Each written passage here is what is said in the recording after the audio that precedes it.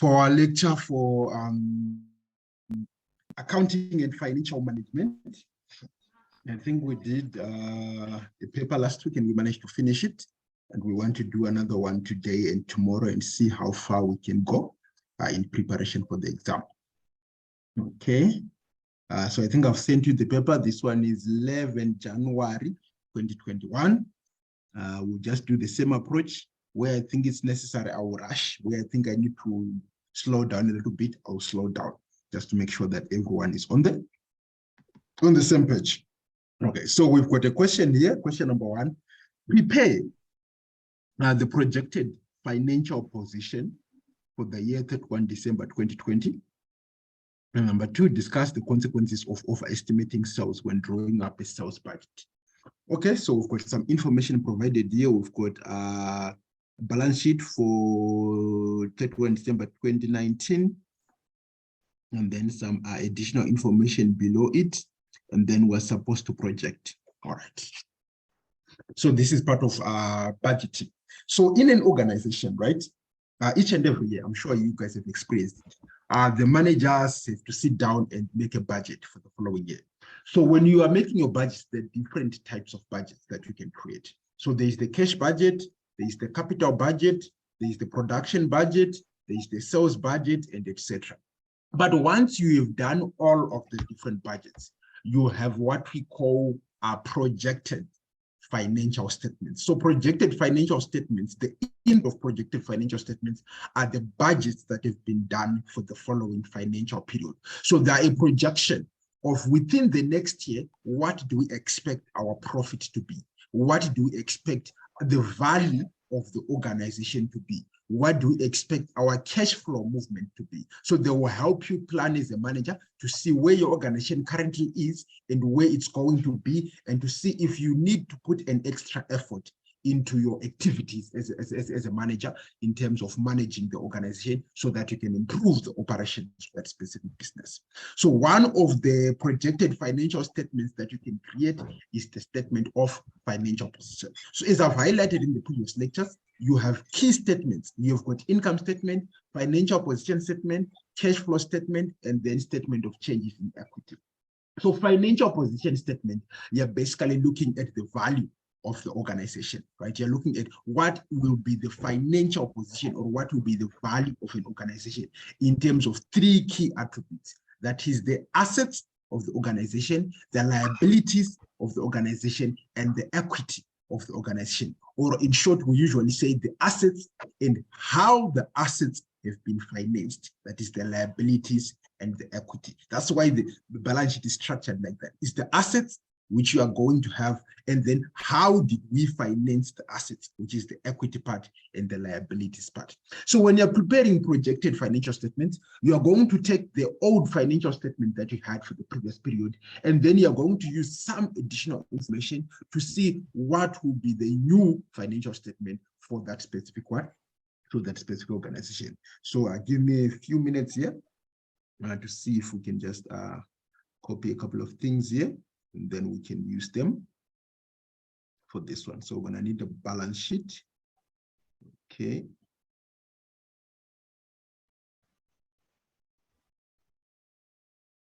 Just gonna copy this one here. So that it makes our lives easier.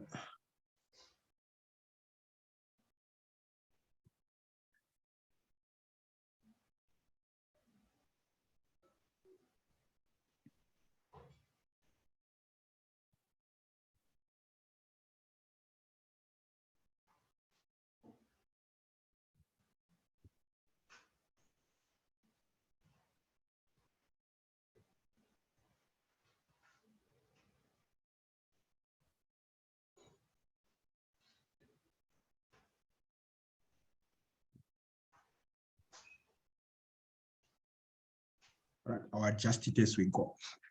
All right. So we've got non-current assets here. We've got fixed and tangible assets, fixed and tangible assets.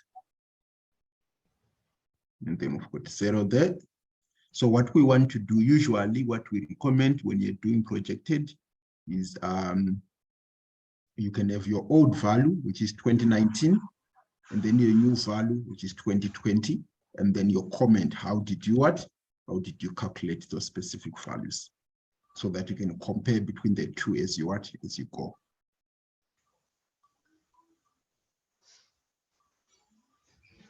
Okay. And then here we've got inventories, trade and receivables, and then cash and cash equivalents. Okay, so let's delete everything else here.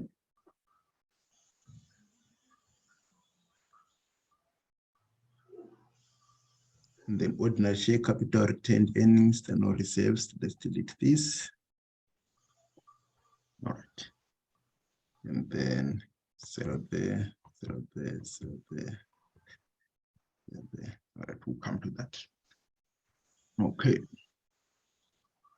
All right, so good.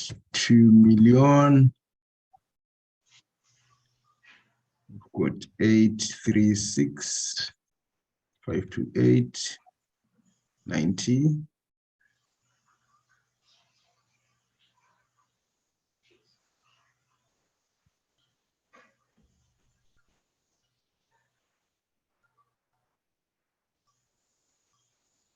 Then got 1,500 744.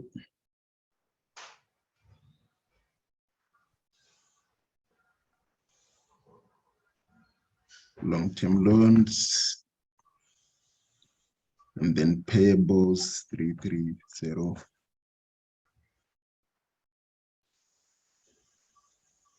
420.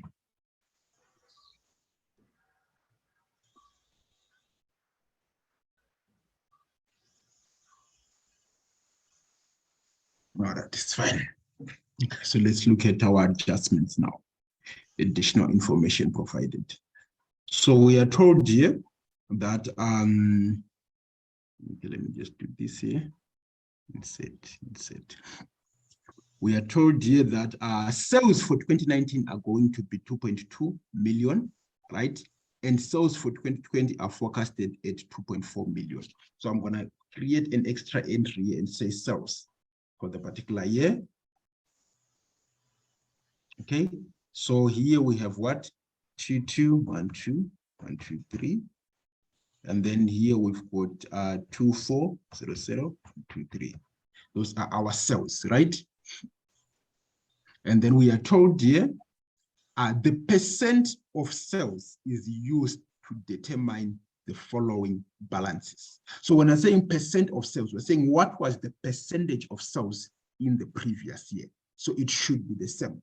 So for example, let me write here, percent of sales, so that you can make sense of what I'm saying. So we are saying here, it says inventory. If we go to inventory over there, it says equals to 860 divided by the previous year's sales, multiplied by 100, we get what? 38%. So we're saying that they were what? The inventory was 38% of sales. So this year, it should be the same value. So it's going to be what? It's going to be 38% multiplied by the new sales, which is 2.4. Right. So that should be the figure for the inventory within what? Within this coming year, right? Because it's maintaining the percentage. So if it was 38% of sales, it maintains as 38% of sales. So trade and receivables.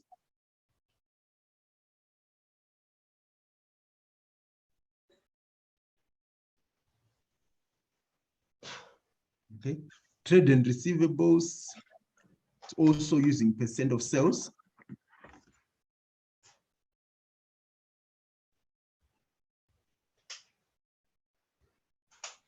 The 38 also, oh no, sorry. Trade and receivables, we see that this one is what? 24%. So we can write here 24% multiplied by 2.4. So it also maintains what? Its percentage. And then trade and other payables also uses the same method. Trade and other payables. What's the percentage? It's 3. divided by 2.2 multiplied by 100. Multiplied by 100, we get 15%. And comes 15% multiplied by 2.4. So that's for what? That's for our trade payables. Okay. We go to the next item.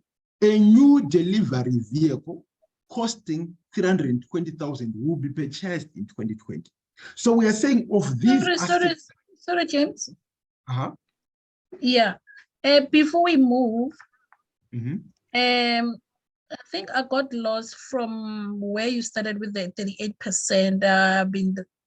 I thought maybe I'll follow through, but I keep getting lost. Mm-hmm. Where did we get the 38%? The 38%, we are saying that what was the percentage of the stuff that we're talking about. So for example, if it's inventory, right?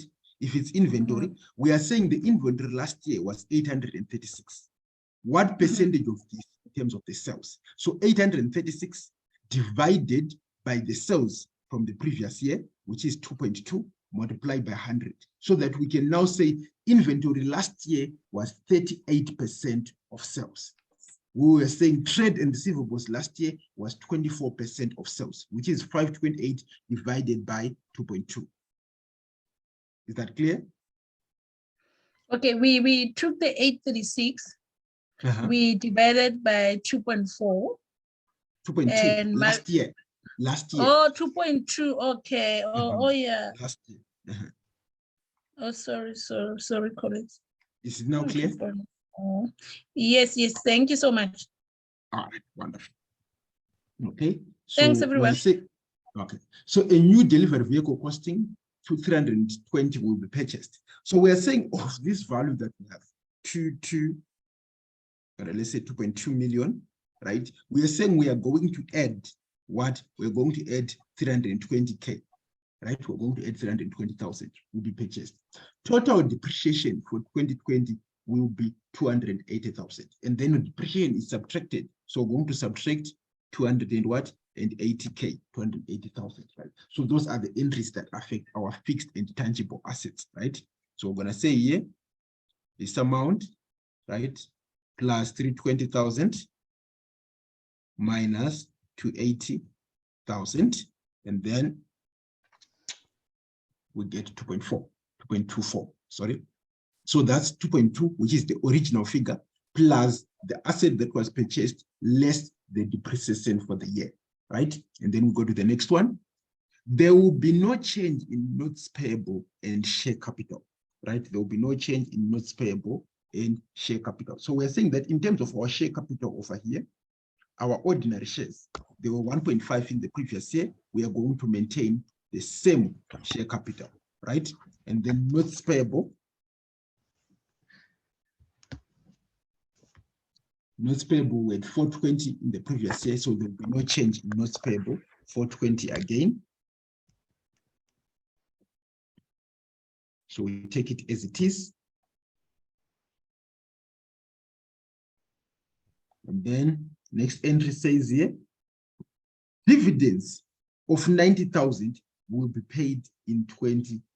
Dividends of 90,000 will be paid in 2020. So we are saying that we are going to pay some dividends of 90,000. So in terms of our retained earnings over here, although I've got a question on this one, we'll see when we get to the end. I've got a little question there in terms of what they're trying to say. But in short, we are saying here, 744, we are going to subtract dividends of 90,000 to be paid, okay? But this one, I don't want to record it yet. I'll come back to it because I've got a question that there's some information that I think is missing that they should provide us with. But in case it's somewhere in front, okay? Our next one, it says, the business, that's what I wanted. The business predicts a net profit margin of 8%. So net profit margin, it simply means what percentage of the sales are going to be net profit for the business. So if we're saying a net profit margin of 8%, we are saying if we say 8% multiplied by the sales, we will get the profit that we obtained. Now remember, retained earnings are equals to the what? to the previous year's retained earnings plus the profit for the current year. Right? So this figure over here, this is why I was saying I've got a question here, because it looked like something was amiss. So we're saying retained earnings is going to be equal to the retained earnings of the previous year plus the profit that we made for the year, which is 2.4 multiplied by 8%, right? Then minus the dividend that we are going to what? That we are going to pay, right? So that's going to be our figure for what? For retained earnings. So that's 846 there. That's much more clearer. All right. And then we go to the next one, which says an amount of 80,000 will be repaid on the long-term loan. So if we go to our long-term loan here, which says 60, we're going to remove 80,000 minus 80K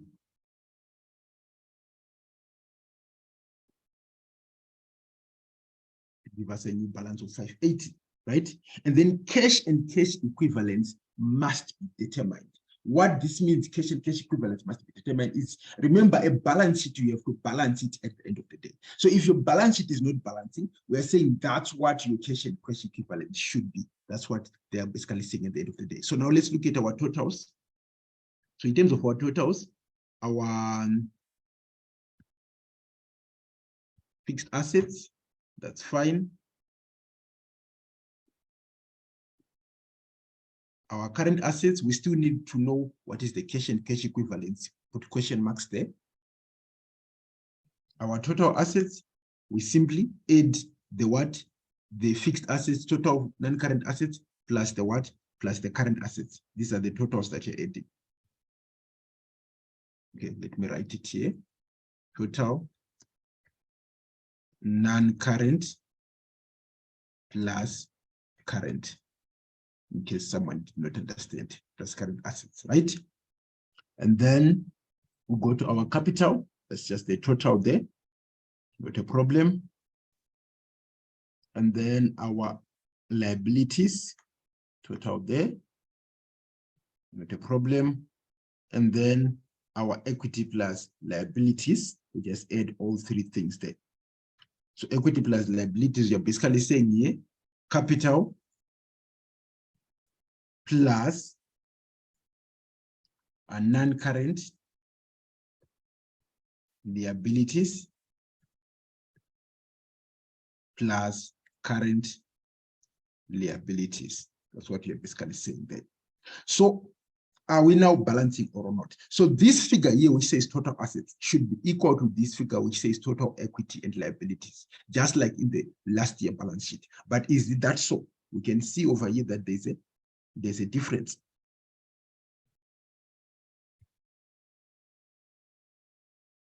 Between the what? Between the two figures. There is 22,000 that is missing. There is 22,000 that is missing. So what we need to do is, where should we put this 22,000? This is now our cash and cash equivalents portion of the what? Of the balance sheet.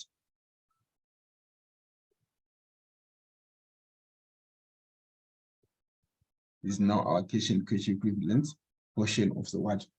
Of the balance sheet, right? So if we put it under here, the 22,000, you will notice that we don't balance.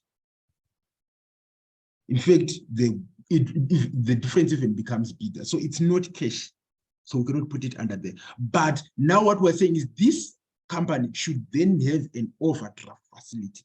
That's because their account is in the what? Is in the negative.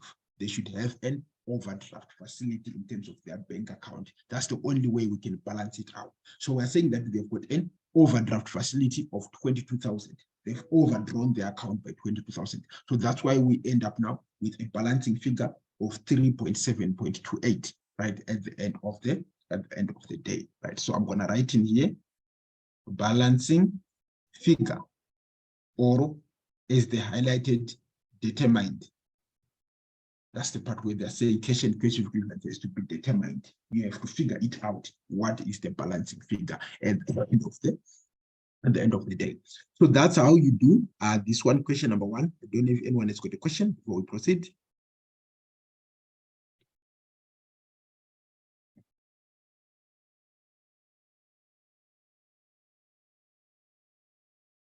Okay, that's fine. there are no questions, we'll go forward. All right. Question number 2. Chemco Limited, a chemical manufacturing company, is replacing one of its chemical processing. Okay, sorry. I'm distracted by this thing. Let me just do this.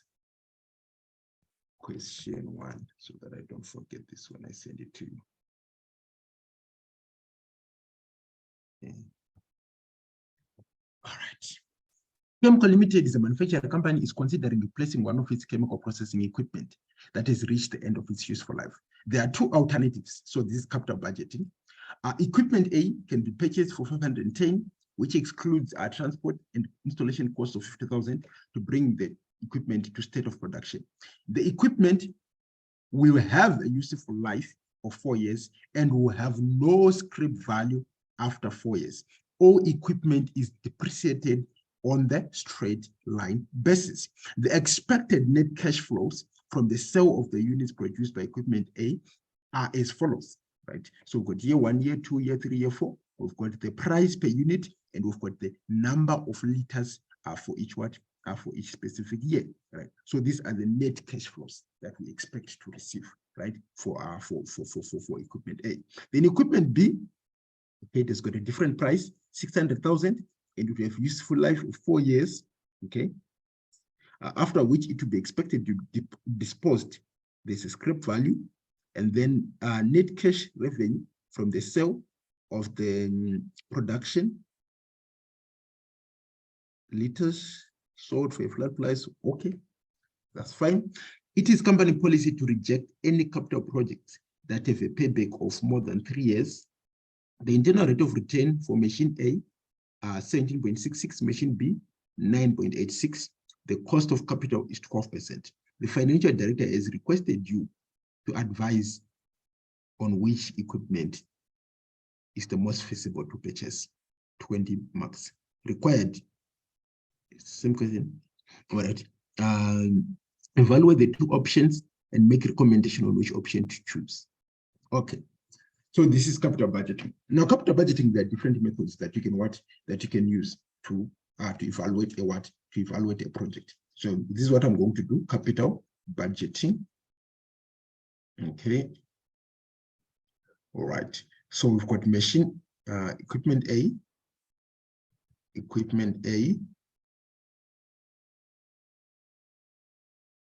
and we've got equipment B. Okay.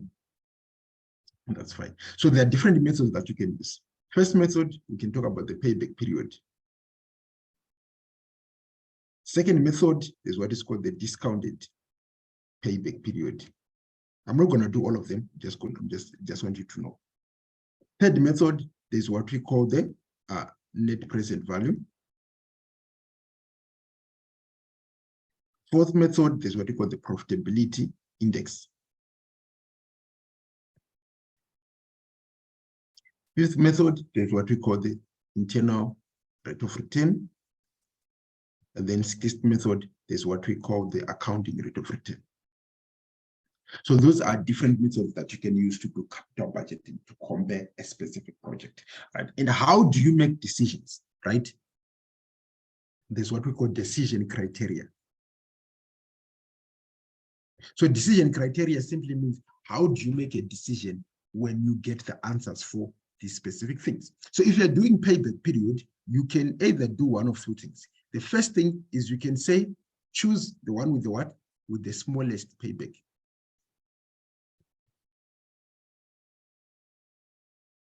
Payback period, or check the company policy.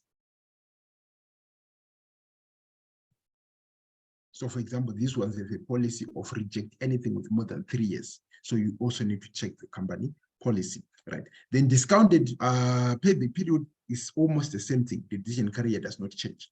Net present value, choose any project that has positive NPV. Positive NPV. If there are many projects, then you can rank them according to the highest NPV. Rank according to highest NPV. NPV, right? And then a profitability index, you choose any project that is a profitability index that is greater than 1, right? Choose profitability, PI index, PI index, which is what? Which is greater than 1. If it's less than 1, don't choose that particular project. Then internal rate of return, choose the project whose internal rate of return, IRR, is greater than the RRR, the required rate of return, or what is sometimes known as the cost of capital. Right? And then the accounting rate of return, check the company policy, or rank according to highest ARR. So that's how you make a decision for what? For a company based on this. So you already have been given some information. For example, internal rate of return, you are already told that the internal rate of return is 17.66 here, and then for machine number B, it's 9.84%, which means you can already make a decision if you don't want to do calculations. But you are given 20 marks, so you should perform some calculations. They expect you to perform some calculations. All right, so let's perform a couple of calculations. I think I'll do 2 or 3 of the popular methods, the ones that I know that your examiner might ask you in the examination. So let's start with payback period. All right. So when you're doing payback period, you need cash flows. All right. When you're doing your payback period, you're going to need cash flows. You cannot use profits. You need cash flows for you to calculate the payback period. So we'll start with equipment A, machine A. Okay. So what is the cost of machine A? That's the first thing that we need to determine. So in terms of the cost of machine A, we can see over here that machine A, the cost, it has got 550,000 plus the installation cost of 50,000. Is there any other costs? No, there's no other costs. So that's the cost for what? For machine A, right? That's 600,000. But remember, this 600,000 is negative. Because it's a cost, it's going to be a negative figure. Okay. Let me do this here.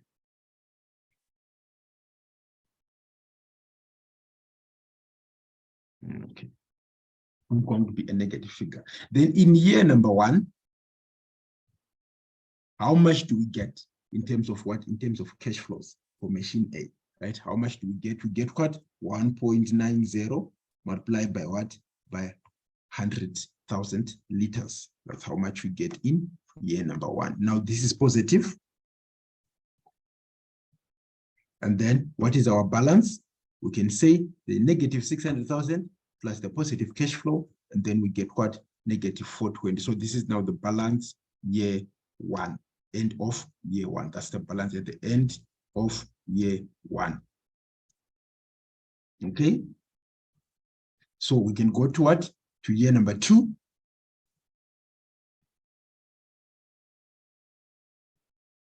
Okay. So in year number 2, what is the cash flow that we get in year number 2? We get what? 2.00 multiplied by 105. That's the cash flow that we get. Is this correct? Did I punch something wrong? Okay. Too many zeros. Okay. That's the cash flow that we get. So what is our balance at the end of year 2? Negative 450 plus 210, and then we get 200,000 balance, right? We go to year number 3, because we have still not yet what? Fully paid for this asset, right? So year number 3.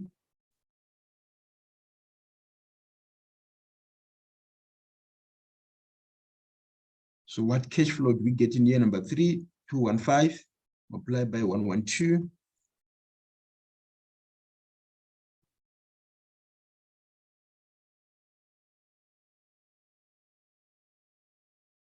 And then our balance.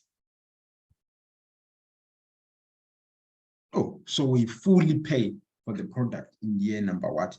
In year number 3. So we fully pay for the product in year number 3 because there's no longer a balance. We fully paid for it in year number 3. All right. So now what is our payback? Right? Let's calculate our payback here. Payback, machine A. Okay. So we are saying how many years for machine A? So we can see in year number 1, we had not completed. In year number 2, we had not completed, but we completed in year number 3. So there are 2 full years before completion. So it's going to be 2 years plus some several what? Some several months. So how many months? Okay, we've got what was the balance? 200,000 divided by 240,800 multiplied by 12 for us to get the number of months there.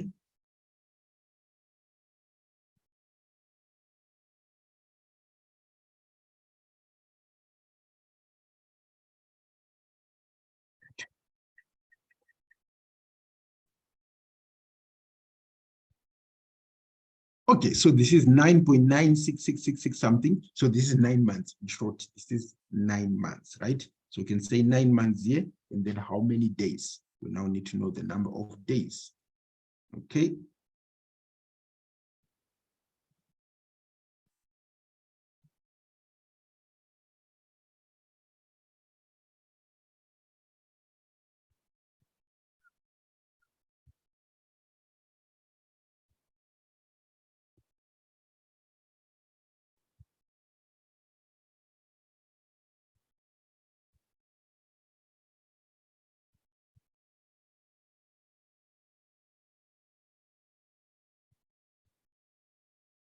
Get 29 days. Okay.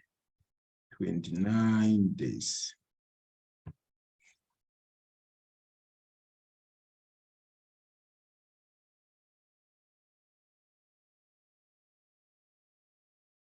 Okay. Months. Yes.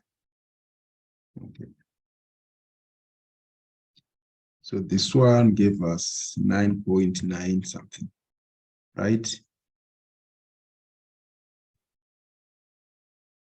And then for the days, what we simply did is we take the 0.9 and we multiply it by what? By 30 for us to get the what?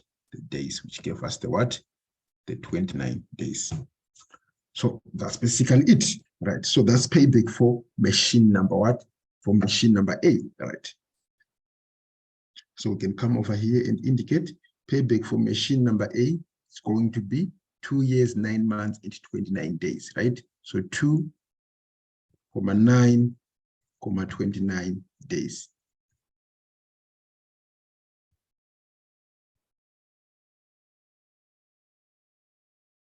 Two years, 9 months, and 29 days. Okay, so it's still acceptable. According to their policy, it's acceptable to have machine A, right? So let's check machine B. So just to save us time, I'm just going to copy everything here, just to save us a bit of time. And then just rename this to machine B. Rename this to machine what? Machine B. And then just rework the figures.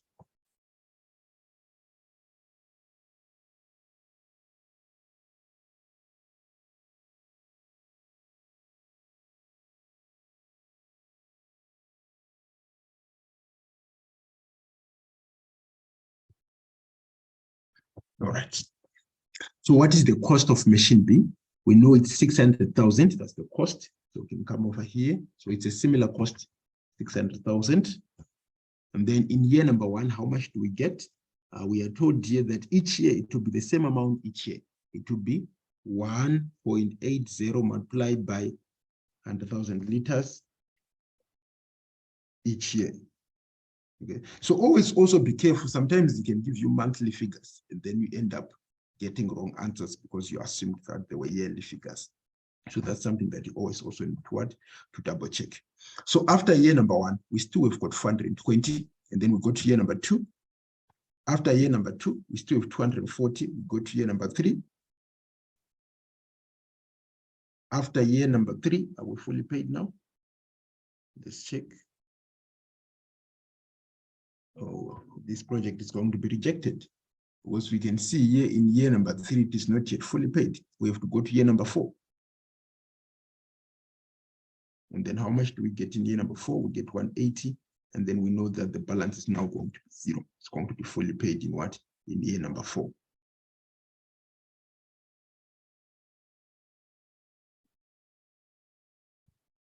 So this project is problematic, whether we like it or not. All right, so let's check how many years. So we can see year number 1, not fully paid. Year number 2, not fully paid. Year number 3, not fully paid. We fully paid year number 4. So it's going to take us at least 3 years. How many months? We can calculate that for ourselves. In terms of the months, what was the balance? 60,000 divided by the total that we received, 180, multiplied by 12 months. Okay, what does that give us in terms of the months? Gives us exactly 4 months. All right, so there's no need for further calculations here. So exactly 4 months. Commas. It's just acting up. Oh, no commas, it's fine. All right, so we get exactly 4 months. So 3 years and 4 months. So we can indicate here machine number B, 3 years and what? 4 months.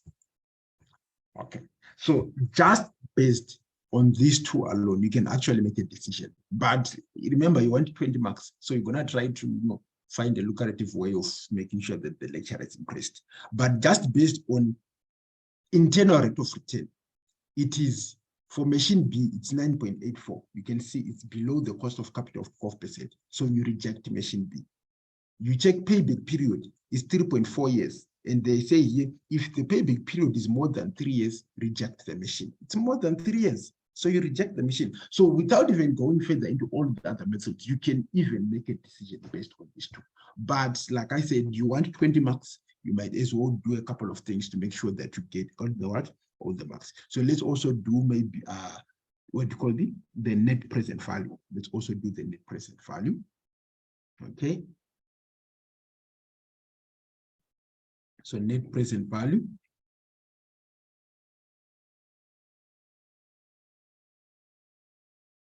Let's start with machine A. So we're gonna have the year, 1, 2, 3, 4, 4 again. Then we've got the net cash flow. And then we've got the discount factor. We're gonna have the present value. And then we're gonna have the total PV. We're gonna have the investment. And then we're gonna have the NPV. All right. So what is our cash flow for machine A? I think we've already calculated some of these things. We don't really need to repeat them. Just gonna copy them. All right, it's fine. Let me show you, but you already have these things, so you don't really need to repeat them. But just for the sake of everyone's peace of mind, I'll do this. Price liters, so that you can see where we got these figures: 1.90, 2, 2.15, 2.22 liters. 100, 105, 112, and 120. And then the net cash flow, simply multiplying that figure and that figure there. And then if you see, I've indicated two year fours. The second year four is just the scrap value, the disposal value, if there's any disposal value there, right? So we know machine A, is there disposal value? There is no scrap value for machine A, so it's going to be 0, 0 here. No problem, 0, 0. All right, and the discount factors you can check them at the end. You're gonna have your discount factors there. This is what's the percentage? Cost of capital is 12%. All right, 12%. So we want 12%. 12% year 1, 0.8929. 12% year 2, 0.7972. 12% here, 30.7118, 12% here, 40.6355. Okay.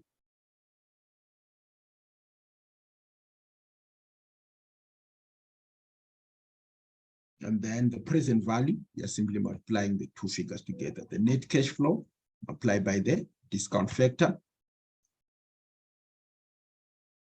Let's make this nicer so that they're easier to see. So that's our what? That's our present value. It's just the what? I'll put a bracket here. Discount factor multiplied by the net cash flow, right? Multiplied by the net cash flow. So that's where you're getting the present value. Then the total present value is just a summation of the what? Of the information above. Just add everything up for you to get the total present value. And then the investment, you already know, is 550 plus 50,000, which is 600,000. So that's your investment, right? So your investment, remember, it's negative because it's a cash outflow. And then at the end of the day, you've got your present value plus your investment, and then you get your net present value of 77,000. So remember our decision criteria, if the NPV is positive, you choose that specific what? You choose that specific project because the NPV for the project is what?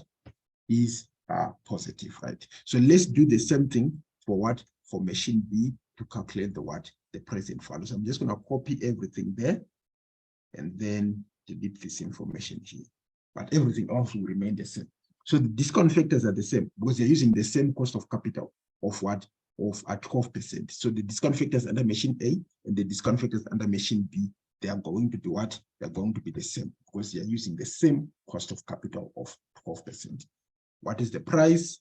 1.8 for each year. It's not going to change. It's 1.8 for each year. And then how many liters? 100,000 each year. It's not going to change. It's going to be 100,000 for each year. 100 again, 100 again, 100 again. But this one, there's something different. There is expected to be disposed for 40,000, which means in year number 4, at the end of year 4, we are going to have some extra cash flow of 40,000 that is going to what? That is going to come through. This is in year number 4, the last year of the project. We are going to have some extra cash flow that is going to what? That is going to come through, right? So we need to make sure that we've included that extra cash flow that is coming through, right, in our calculations, right? So total present value cost 600,000, and we know our NPV is going to negative 27,000, negative 27,000. So that's a problem right there.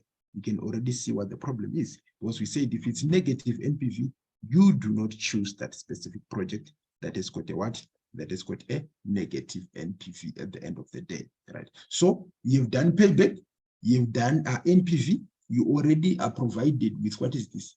IRR. So you have 3 methods that you can now use to make your what? To make your decision further. You can use to make your decision further, right? Okay.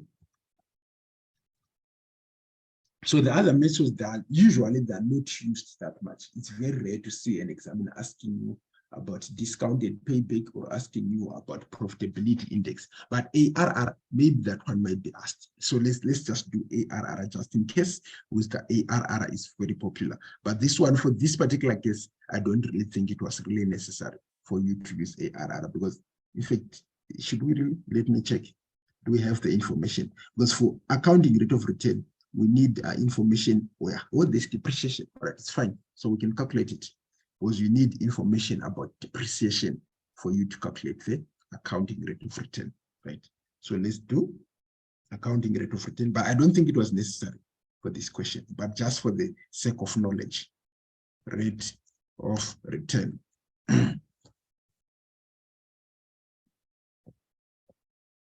Accounting rate of return. Okay. So when you're using accounting rate of return, you use net profit, net cash flows, net profit. So how do you convert cash flows to net profit? So net profit is equals to cash, net cash flow plus depreciation. So you need to know what is the depreciation for each specific asset, but the information is more or less going to be what? To be the same somewhere. All right, so let's just copy here information for machine A and for machine B, and then we can what? We can see if we can get our what? Our net profit figures.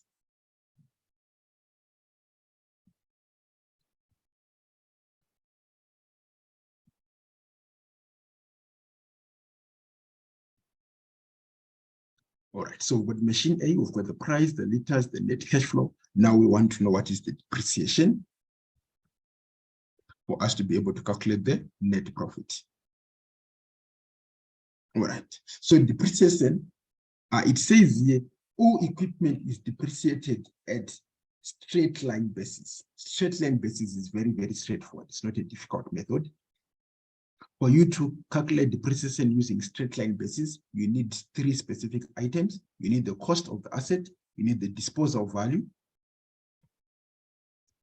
and you need the useful life, right? And the formula is very straightforward. You're just simply going to say cost less disposal divided by useful life. So that's what you're going to do, divided by useful life. So what is our cost? Our cost is 600,000. Our disposal value is 0 for machine A. Our useful life is 4 years, right? So it's equals to 600,000 divided by 4, right? Because disposal is 0. Or just for the sake of progress, we can indicate it as 0 there. And then we get what? We get 150,000 machine A. Right? Same thing applies to machine B.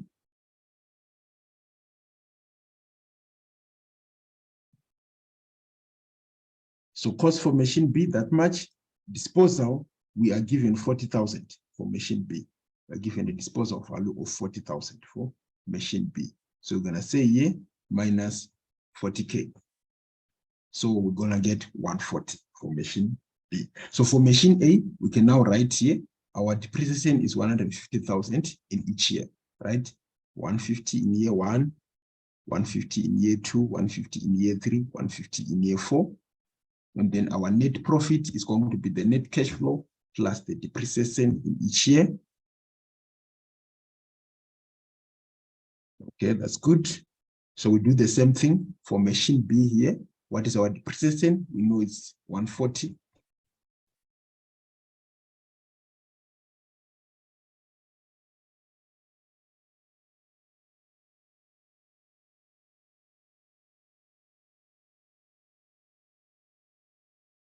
Is this correct? Okay. And we know our net profit, 180 plus the depreciation of 140, and we get 320 there. So we're going to do that for year 2, for year 3, and also for year 4.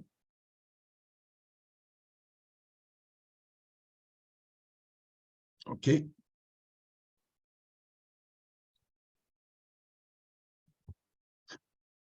All right, so that's our net profit for each year. Now that we have the net profit, now we can calculate accounting rate of return. So accounting rate of return, the formula, there are 2 types of accounting rate of return. There's what is called accounting rate of return on initial cost. And then there is accounting rate of return on average investments.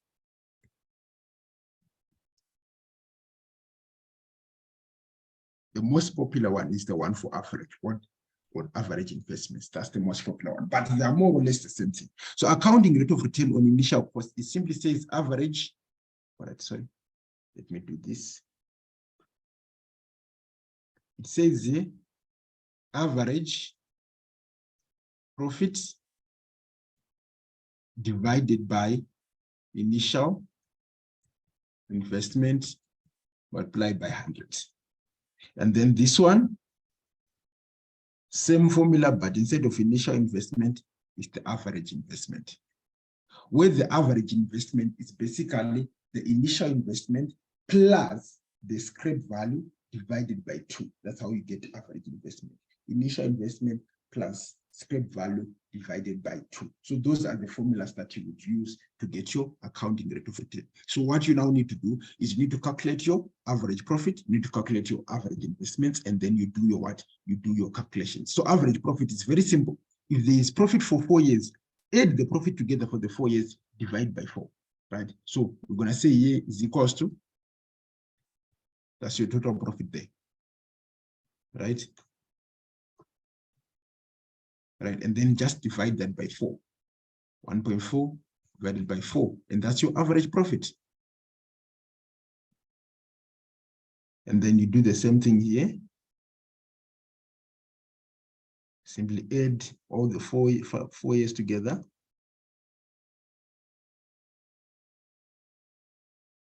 And then just take the total, divide by 4, and then you get your average.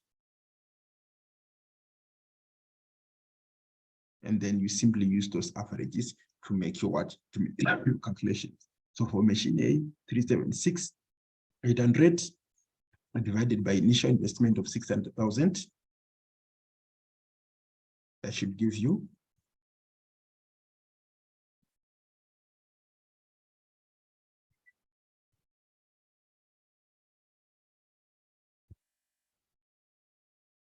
an ARR of 62%. Right? If you're using the second formula for the average investments, it comes to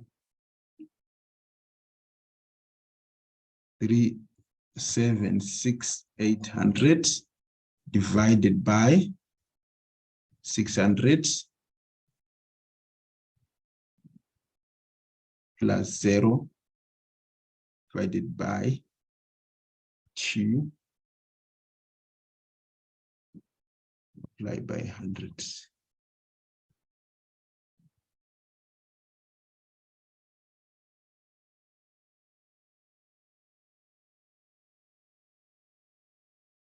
Get that 4%. So this is for machine A. Let me just do this here.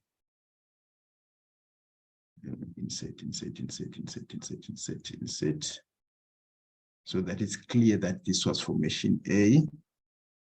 Just cut everything here and put it under machine A. So this is the what? ARR, accounting rate of return for A. Accounting rate of return for A. So it's the same concept really, but the only issue is which are you using? Are you using on average investments, or are you using on what? On our initial investment for the specific project. But that's how you calculate your accounting rate of return. But like I said, for this particular question, I don't think it was necessary to use accounting rate of return. I think it was okay. Use your payback period, use your NPV, your net present value, and then you also have got IRR that you have already been given. Then using those three, you can make your specific decision for the what? For the project. So that's question number 2. I don't know if anyone has got any issues on question number 2 before we move forward.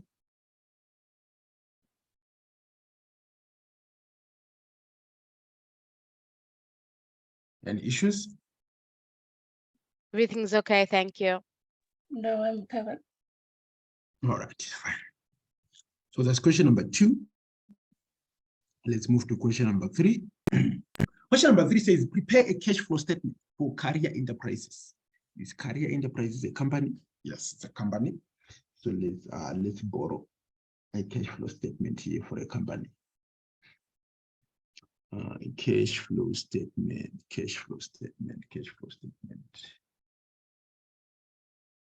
Okay, here we go. We can borrow this one.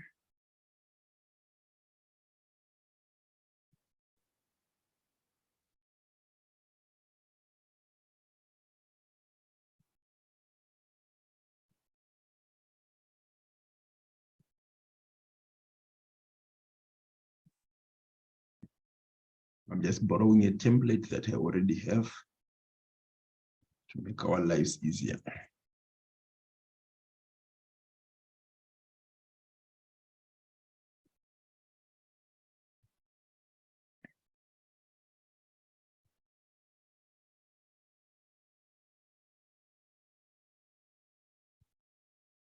All right. So that's our template for a cash flow statement that we can use. All right, so let's see what information do we have. All right, additional information. No non-current assets were sold. Depreciation 42,000 is included in the operating expenses. 42,000 is included in the operating expenses. All right, so our starting point is our operating profit for a cash flow statement. So a cash flow statement, I don't know if I've explained it before. Cash flow statements were basically saying that as an organization, you have got cash coming in and cash going out of the organization. So you need at the end of the day to plan how your cash flows are going to move. So there are three main sources of cash flows. There is operations, there is investment activities, and there is financing activities. Operations involves all those things that you do in operations, your sales, your inventories, paying your taxes, paying your dividends and whatnot, right? Then investing activities involves activities that include investing in particular assets for the company to make profit. So this is your purchase of fixed assets of the organization or purchase of securities and investment. Then financing activities, you are basically talking about that part of the organization where you're saying, how did we finance the operations of the specific business? So those are the three sources of what? Of cash flows for the specific business. That's what you use when you're doing your cash flow statement. So let's start with operating, the operating activities. So operating activities start with the operating profit. How much was your operating profit? So we can see here it was 305. It was our operating profit there. 305. So we can come here and say 305, 304, sorry, 304, not 305. So that's our operating profit there. Then after your operating profit, you add non-cash incomes, you, oh, what happened? Power cut. Okay, I think we need to wind down, but it's fine, we'll continue. Let me just switch off my video over here so that you are not distracted with the darkness.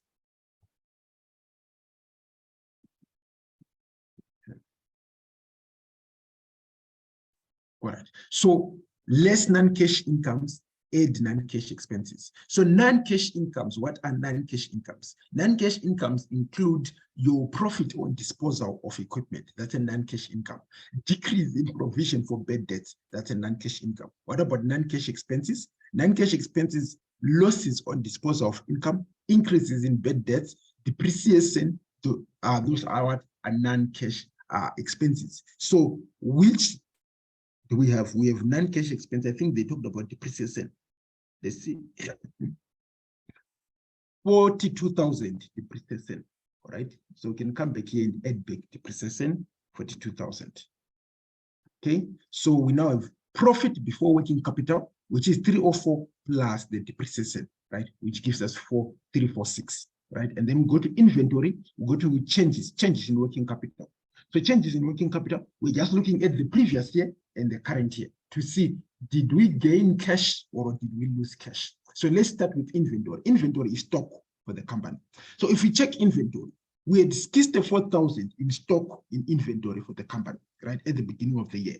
But at the end of the year with 99,000, which means that we bought more inventory, right? We stocked more goods, right? So how do we do that? We do that by paying for them, by buying them from suppliers, which means that there was money that went to our suppliers for us to increase the inventory. So we can say over here, we lost somewhat, we lost some money, right? So it's 64,000 and now we have 99,000. So we lost 35,000. We lost 35,000 at the end of the month. So we've got 64 minus 99. All right. We go to account receivable. Accounts receivable, these are our debtors, the debtors that we have, people that owe us money. So we're saying at the beginning of the year, in our loan book, 98,000 was the money that was owed. We're saying people owe us 98,000. But at the end of the year, people now owe us 115,000. Huh? What does that mean? It means we gave more money out. We lost money because we only were owed 98. Now more people owe us because now people owe us 150. So there's more money that went out of the company. So we've got 98,000 minus 115,000, 17,000 that we lost.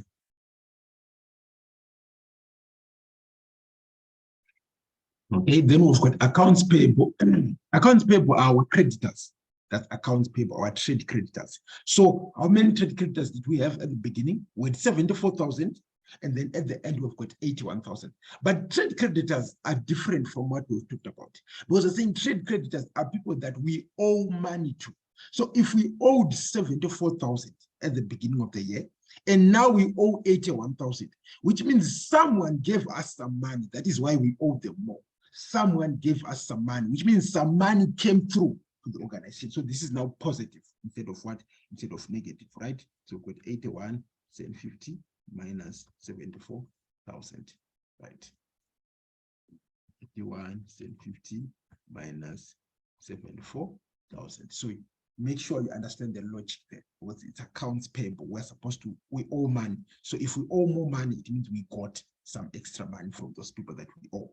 All right. So now we've got cash generated from operations after adding up everything, right? After adding profit, before working capital plus inventory plus receivables plus payables. Now we've got 301. Now, what was the interest that was what? That was outstanding. So let's check. Do we have any interest outstanding? We don't have any interest outstanding here. So we can go and check, did we pay any interest? 9,500. So we can indicate the interest that we paid here, 9,500.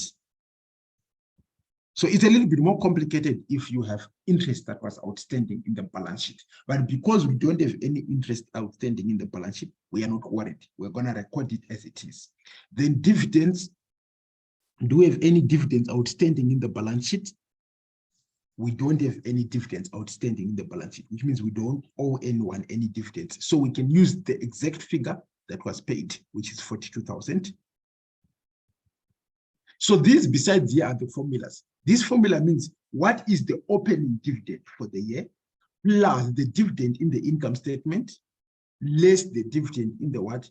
In the balance sheet, the closing dividend for the year. That's what this formula means. But because we don't have anything in the balance sheet, that's why I'm just taking the figures from the what? From the income statement. But usually you are provided some figures in the balance sheet. So we would have taken the dividend in 2019, added the dividend in 2020, and then subtracted the dividend that was what? That was not paid at the end of the what? At the end of the year. All right, so let's look at income tax. Same thing again. I don't see anything outstanding. Unless if I'm wrong, let's check again. No, I don't see any interest outstanding.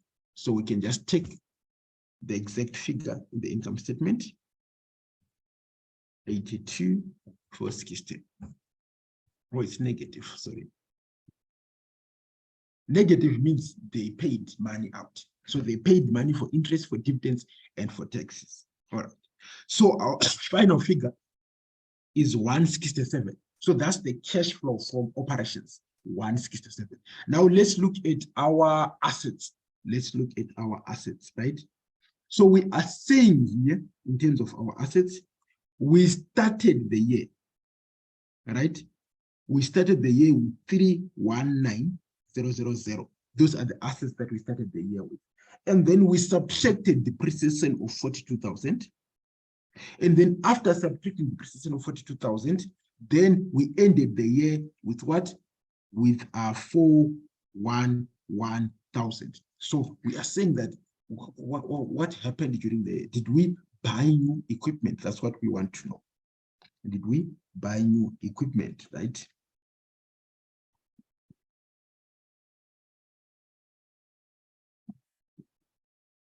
So let's see if we've got any differences there. If we bought new equipment, yes. It says here we bought equipment for 134,000.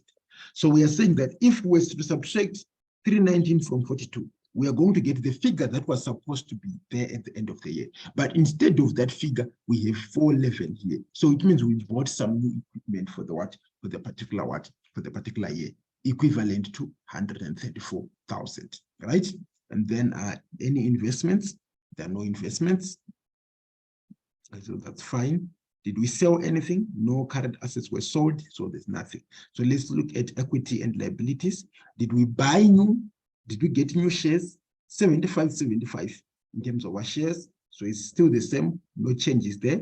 And then what about our loan? We had 30,000 in a loan at the beginning of the year, but at the end of the year we had 90,000. So we borrowed more money. We borrowed more money. How much more did we borrow?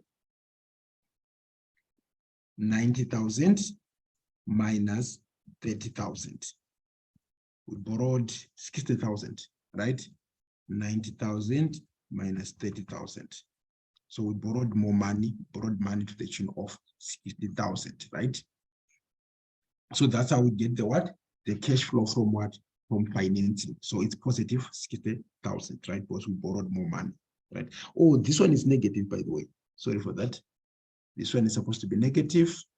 This one is supposed to be negative. Let me just convert it to a negative figure here.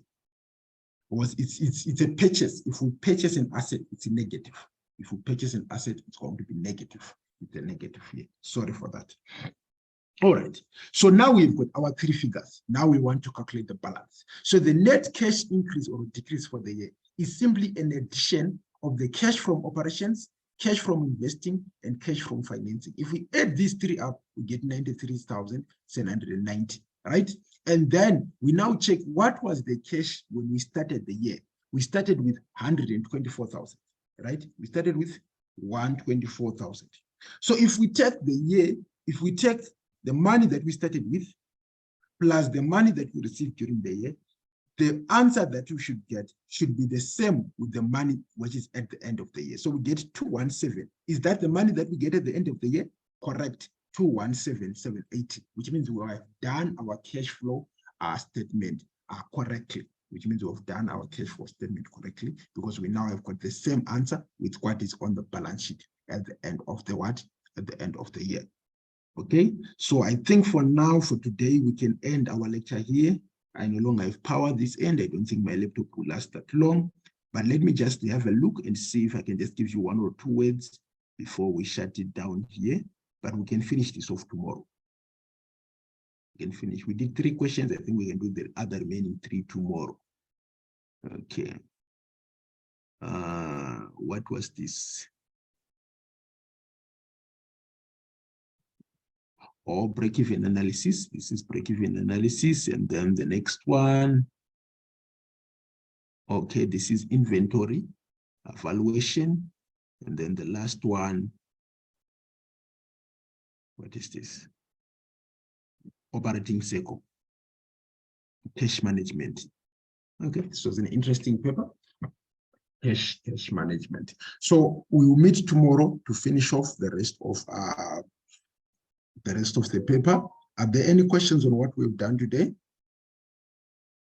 I just had one question about the project. Yes. Remember, I asked you about 4.2. Did you have a chance to look at 4.2? No, sorry, I completely forgot about it. Let me, can you send me a private message in my inbox so that I can just remember it? I will look at it overnight and then tomorrow in the lecture, I'll see what I can do. So I completely forgot about it. Just send me a private message so that I don't forget it for tomorrow. Any other questions?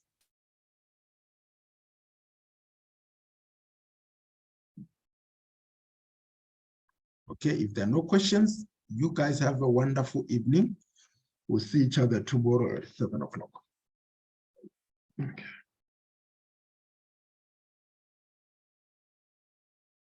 Thank you. Enjoy your evening. You too. Thank you so much.